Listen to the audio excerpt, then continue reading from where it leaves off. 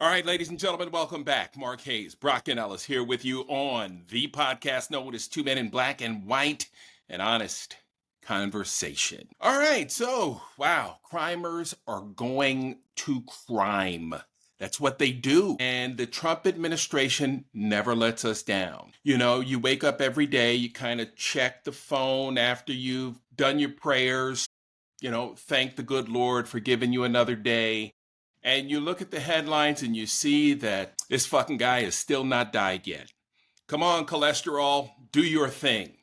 I mean, that's what we need right now. A healthy dose of cholesterol to clog up those arteries and shut that shit down. Man, that would make my day. Anyway, the crimers are criming.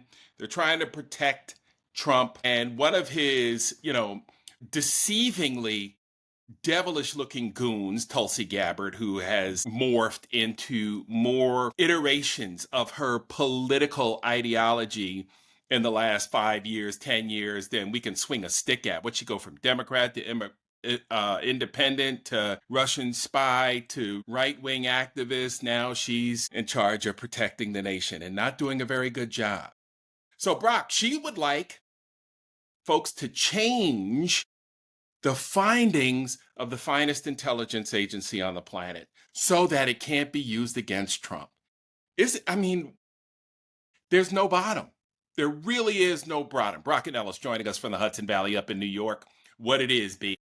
Well, that's part of why we're less safe as a country, right? Because the operatives in the CIA are not going to want to send an honest assessment and analysis up to the top.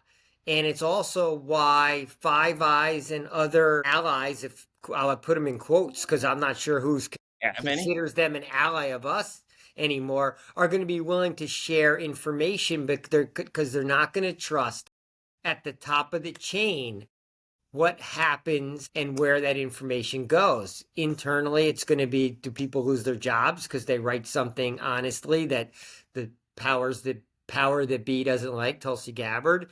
And if you're international, why would you send us the good stuff when you're not sure whether it's going to get shared with the foreign power and or just buried in the circular file underneath the desk and not acted upon? It's a travesty. Like you said, it's one of our most important assets is how strong our intelligence capabilities are. Right. And this is all related to Trump's justification of invoking the Alien Enemies Act of 1798, that often used piece of law as it relates to Venezuela controlling Aragua. What is it? Tren de la Agra, the gang from Venezuela. Right. Coincidentally, in timing with this, the Supreme Court has removed the TPS of our Venezuelan temporary protected workers, granting them temporary protected status so they could stay here on their work visas or their paperwork and not be whisked away to maybe a concentration camp in El Salvador or better yet, back to Maduro. I mean, which would you pick if you're Venezuelan? Oh, by the way, you voted for this guy. Oh, we tried to tell you. FAFO season continues. Fuck around and find out 2025 season continues. So where do we go with this? I mean, the courts have actually kind of arguably have shown a good deal of strength recently, right? Right. They also I don't know what protective order was put in place, right? Because now we've flown some detainees, let's call them, right, kidnappees to South Sudan as well. Right. And now there's been an argument that was done illegally and that those detainees should be brought back and given some due process. But what's the mechanism? There's no enforcement. Are we really getting them back? And we continue. It's, Venezuela is one piece of the puzzle. In other cases, we're shipping these human beings to countries they're not from. We're literally just shipping them off, saying the bus stops here and it's the last stop. Everybody off the bus into countries where they don't know a single person, don't speak the language. We're literally just carting them off. We might as well have old, 1300s warfare. We put them in one of those slingshots and just be firing them, and wherever they land, we're fine with, because that's about the level of care that are being taken for these people. But the American public just watching Still it. sitting there, Just watching it. sitting there with Just their watching remote. it. And Christy Nome thinks that it would make a reality show. Watching ICE chase down deportees, throw them in the backs of vans, and almost have it be like a Hunger Games type of game to see who makes it through and who He survives. survives. I don't know Yeah. who she's rooting. Like, is she rooting for everyone getting kicked out, or would we be rooting for Yes. someone who got away? The problem with that is, like in Hunger Games, it might create a hero that America would band behind. So, like, Better be careful. the show will probably never get filmed. Exactly. But that's dog killing cosplay, Christy Nome. I mean, she just wants a chance to put on another outfit. That's all she does. She doesn't even know what habeas corpus means, right? she's in charge of a law enforcement division and has no idea how habeas corpus works. I mean, she couldn't even answer you would think, since she was headed to Capitol Hill, she'd at least have that information on her, maybe a cheat card or somebody would have prepped her. But no, not in this administration. I think their own stupidity will be their undoing. Hopefully it saves the republic. At this point, like, we don't have 2 years to wait. We don't have 18 months to get to the midterm elections. Like, this has got to happen now. Like, we need to unseat these people now. Impeach, remove. If this ain't enough to impeach and remove this clown, if we can't get 10 Republicans to go along with the fact that just this alone should be enough. Remember when your career got derailed because you'd have groped a former Playboy, model vixen, whatever she was, when Al Franken, just the insinuation had him. Yeah, it was just a photo. It was a goof around photo, actually. Just a goof around photo. I mean, like we have no decorum, right? And these are the first people to scream about decorum, right? And due process. You really? You want to come talk to black folks about some due process? Really? Because you guys just murdered police officers, 2,500 of you, and got pardons, right? The president doesn't have to check the box. How about that? There's a job where you don't have to check the box. And these people are out of control. They need to go.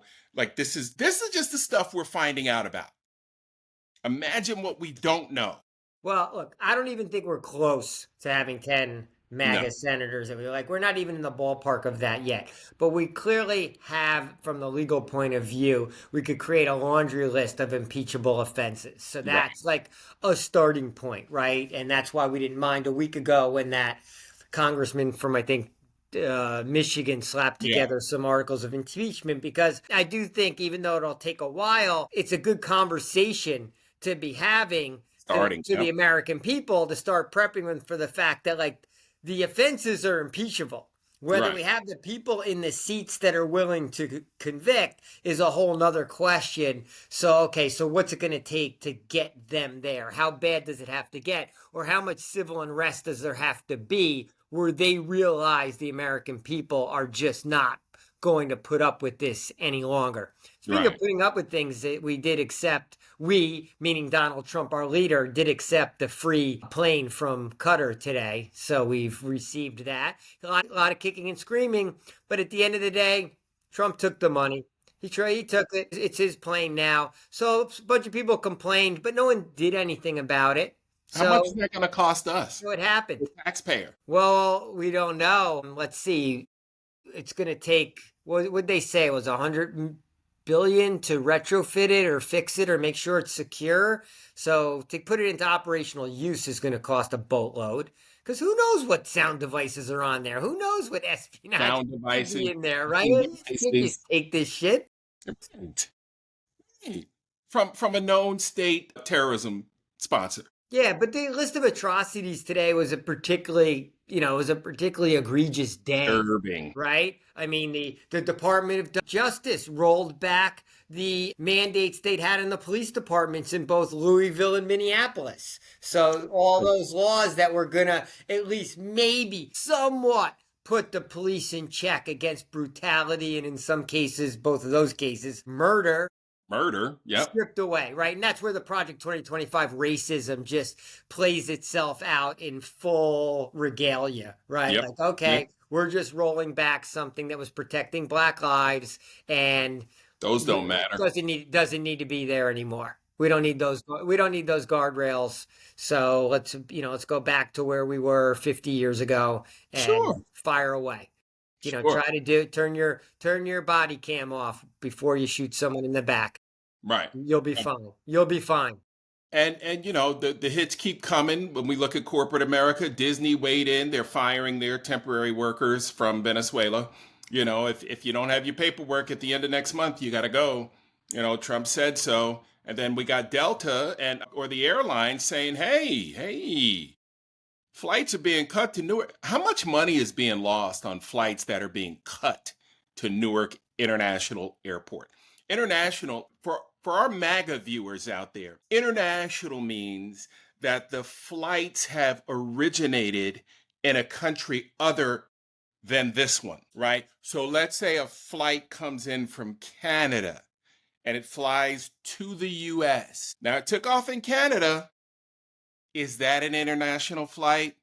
Yes, it is. All right. For you folks in the back, we're losing a lot of money, right? Corporate America is losing a lot of money, a Losing lot a of lot of business money on people, that, and now they're a lot of business. finally. We just mentioned it yesterday. Finally, some of the CEOs stepped up and have like really begged for investment dollars going into a better technology. But at the first step should just be hire more air traffic controllers, right? Because there's a story of the woman in Newark who was in the air traffic tower alone when the last outage happened. So A, it's one person. B, like we've all seen it, her computer went dark, right? And then she was just sitting there going, what the fuck am I supposed to do?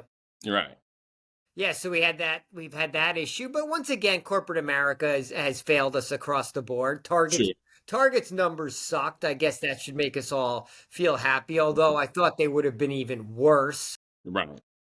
They baby stepped whether they were going to raise prices due to the tariffs. We know they're going to, but after Walmart got spanked, now companies are trying to say that they're not going to raise prices.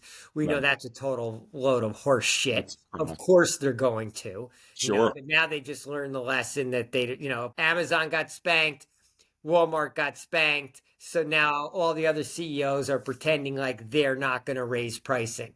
Yeah. Well, total bullshit. Right. Of course they are. Because the last people they care about is us, right? Why would they want to protect us? They got to protect the 1%ers. Yeah, got protected their, but in that case, I'll at least say that's the job in capitalism, and it's the job of government to, put a playing field in place that's fair and protects consumers. But we've stripped away consumer protections everywhere, from Right. OSHA to the Financial Protection Board to EPA, you name it. I mean, consumers, the public good has basically been drowned by Project 2025. Right. Anything that keeps us safer is out the window, including air traffic controllers. So that's fun. I mean, what could go wrong?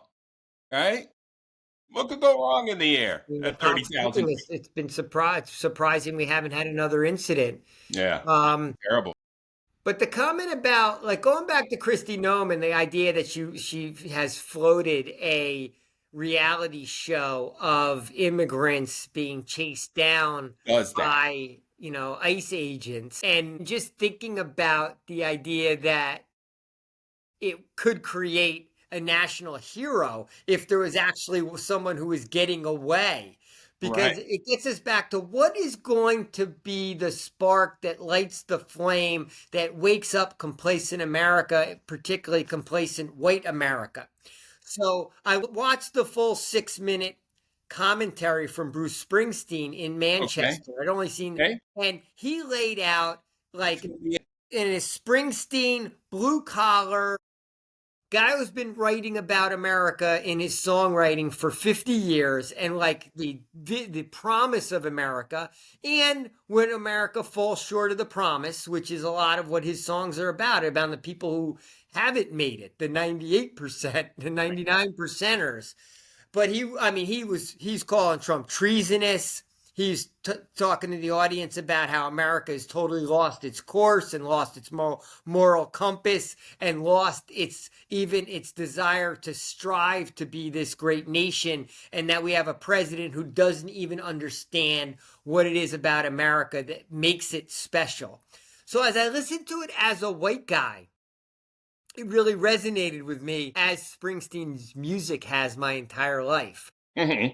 But because we're now doing this podcast, I'm trying to think before I ask you the question of, does a black person hear Springsteen say that on stage and feel like, does it resonate with them, or do they feel like, well, America's failed on all these points that Bruce Springsteen is saying make America special? Is this just sort of a revisionist, exceptionalist view that white people have hung on to for so long that was never really true? Not in our eyes. You can't fault white America for living in, thriving in, bettering themselves in a system, a nation, a country that has catered to them, right? And like, who could blame you? The only thing I can blame you for is better educating yourselves, because some white folks have, to understanding the black experience. That's the frustration that a lot of black people run into, right? Like, if I tell you that this has happened, it's just like the police brutality and the police killings and murders, right? We've been telling these. The only thing that's changed, with George Floyd, is that it's on video, right? This has been happening throughout Black history, right? We've known about this. 10 miles from me, Lake Lanier is a black city, right? That was flooded. To shut it down, Siri. It was flooded so that white folks could have their lake and enjoy their lake, right? And now you have the weirdest things that just happen over there, right? Just people go missing every summer, drown. It's just the weirdest thing. People have reported having their legs grabbed while they're swimming. I mean, it's just a crazy thing. That's another show. But we've been telling you that these systems are not built for us. We've been telling you that the corporate model does not embrace us. We've been telling you we got to work twice as hard to get half as far. We've been teaching our young people, our children, how to work harder if you want even half as much. The numbers don't lie, right? I watched an interview just last week on Roland Martin, where an individual, apparently he was a popular podcaster, I had not heard of him, but he was challenging Roland Martin on the real estate appraisal numbers. Millions of real estate appraisals taken by white appraisers on African American or people of color's homes, and how much equity in their homes they lost. And the guy still wouldn't believe it. Wouldn't buy it. Wouldn't it? Was it a white guy or a black guy? This guy was from Iran. Okay. Right. So that further frustrates us, because we see people come here from other countries, other nations, right? Get loans, have bodegas and dry cleaners and restaurants in our neighborhoods, treat us like shit, and live a good life, right? So, we live a different existence, and when we try to tell people about it, we haven't been heard. We saw the Rodney King tape. Apparently, we didn't see what we thought we saw on Rodney King's video, right? And then when we keep trying to tell folks, this is about the color of my skin. No, it isn't. Now we got Project 2025, right? Tell them this is about the color of your skin. No, it is. People still don't want to believe it. They don't even want to argue to it. Well, it'd be interesting. Maybe I'll give you the homework assignment. I want you to watch the full, the 6-minute monologue Absolutely. that Springsteen did. Just see how it hits you as he's saying it. Does quote James Baldwin at the end, which is kind of interesting. And the other thing got me thinking is that, of course, Trump has gone out and demanded an investigation into Springsteen.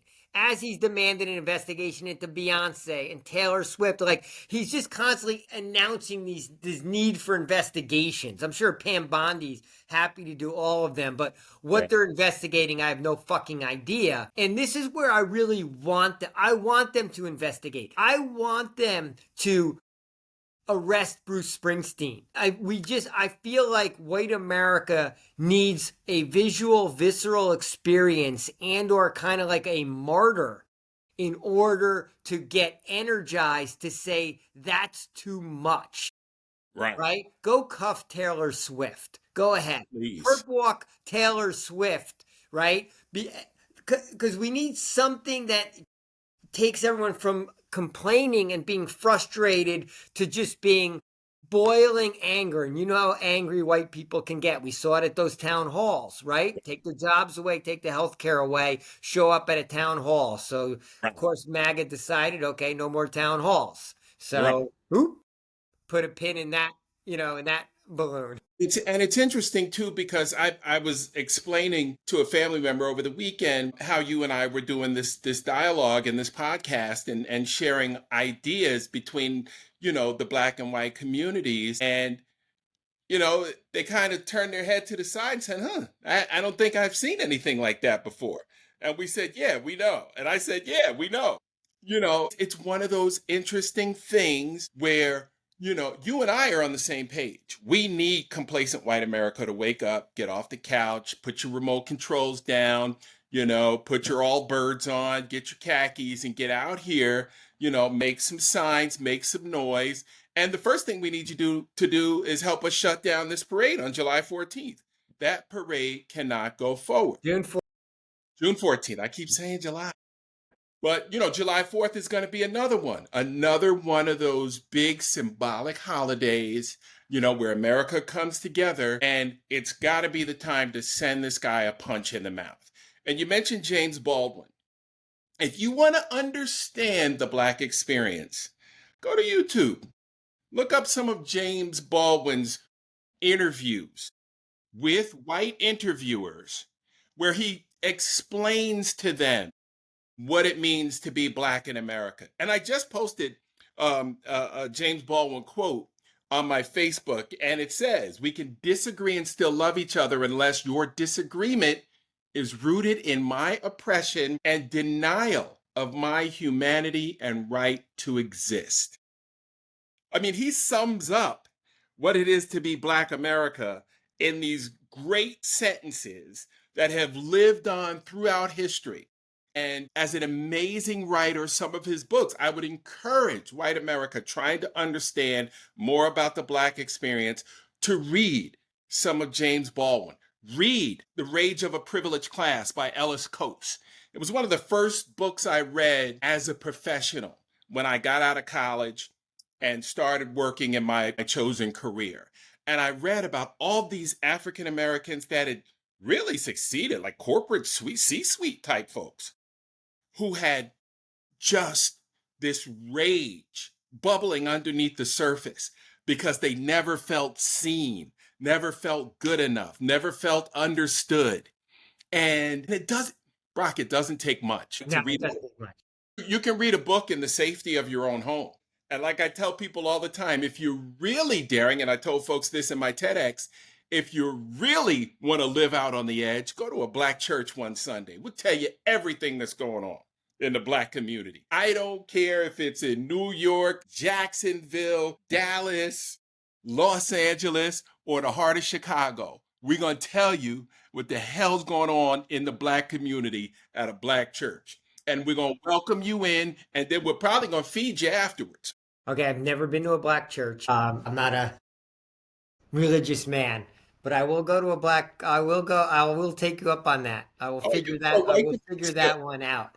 Yeah. And before I read a book, I'll watch James Baldwin because I've lost my attention span like the rest of America along my lifetime. I'll start with video clips. Baldwin's good, but he went into white spaces, and I almost even wonder who's doing that now? Like Malcolm Nance is doing it, and Eddie Glaude. When I was watching MSNBC, I would see he was a great spokesman for the Black experience. Absolutely.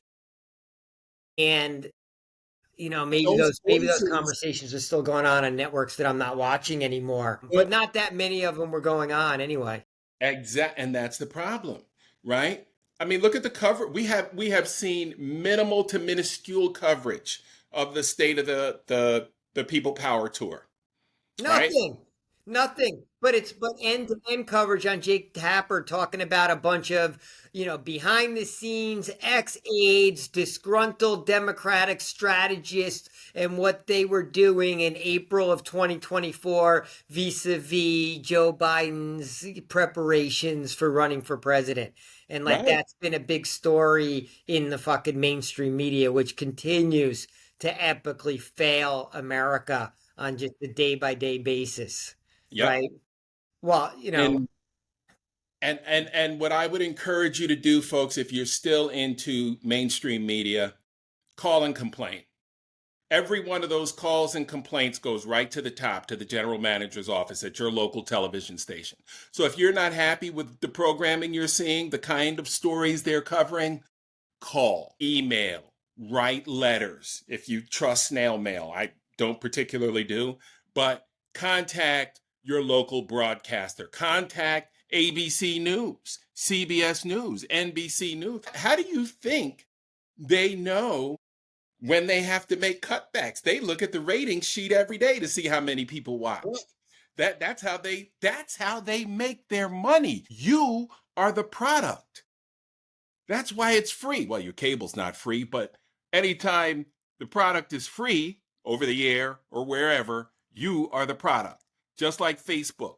And that's how they make their money, by the number of eyeballs. And if you call them and let them know that you want to see more diversity, right? More diversity of thought, more people of more stories about people of color and their positive experiences. How about that? and while that's going on, we need to stack the loud and popular, whatever that means, right? White voices on top of each other. Absolutely. Springsteen coming out is fantastic. David Letterman coming out is fantastic, right? We still want Jon Stewart to get more, more aggressive where he can. And we're looking for like who's next behind them. Now, Howard Stern was one we hadn't mentioned. He's been a vocal critic of Trump, All right? the way. Just on a personal basis, but probably time for him to, in essence, get loud and aggressive again. And because it has to be every day. Every day, Trump has to be reacting to someone who has a lot of clout Right. ripping him a new asshole. So No that doubt. he has to get up in a fucking frenzy and fight back and fight back. It distracts him. It keeps him from doing some other shitty stuff, drains his energy, but it also makes him look more and more like a fool. Right. Because in every one of these, little head-to-heads, he looks like an immature, idiotic, psychopathic moron.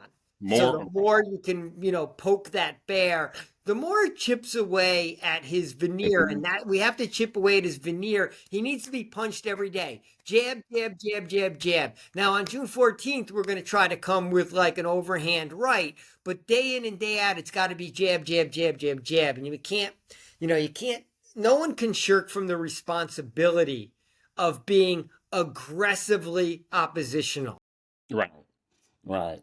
All right, buddy. That's got to be the last word for today. We're going to wrap it up here. Tomorrow, we're going to continue the push to get folks to the nation's capital on June 13th and shut that damn military parade down. But for now, I'm Mark Hayes, along with Brock Ganeles from the beautiful Hudson Valley, upstate New York.